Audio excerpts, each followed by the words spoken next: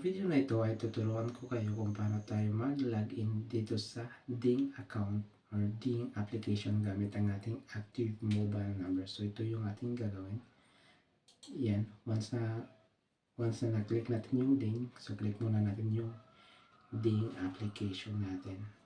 So dito ay mag-create tayo ng account or mag-login tayo ng account. So next, so click natin yung login, ito sa taas sa login, tapos login with phone number, or may option tayo login with email account. So ngayon ay mag-login tayo sa phone number natin or active mobile number natin, tapos ilagay natin yung number natin dito.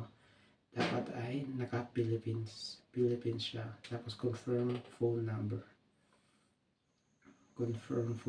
Dito ay maghantay tayo ng verification code na isa-send sa ating mobile number galing kay Ding application.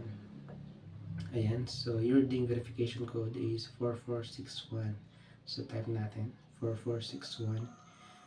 Once na type natin is ito na yung ating account sa ating mobile number. So ito na yung Ding account natin. So punta tayo sa account natin. Ayun.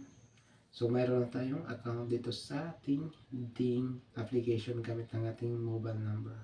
So ayun, ganun lang kasimple kung paano tayo mag-create ng account dito sa Ding application gamit ang ating active mobile number.